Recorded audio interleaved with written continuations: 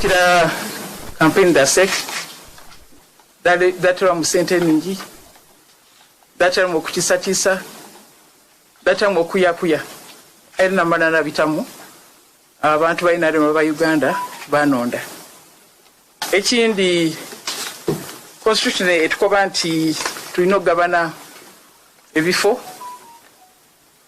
gebituuse kirikuboneka nti abakazi bali kwongera okutusindika n'olwekyo ndikuida kwongera ku nsonga ezo n'ekindi ensonga endi lwaki banteganya lwakuba njogera ku nsonga z'abantu edigema ku bantu tugenda kubakakasa ntinza kujja mu maiso n'okwogera ensonga z'abantu ndikusaba nti mukobe abakiise baimwe bali mu parliament ebintu bakola ekyetaagisa mbali kumpuliriza.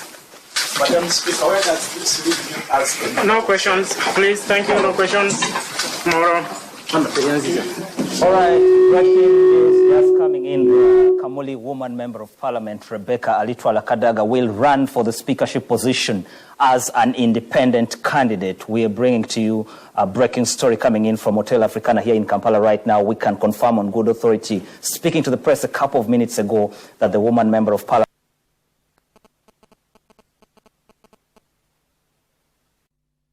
kira campaign da sek datera mu sente ningi datera mu kukisatisa datera mu kuyakuya erina manana bitamu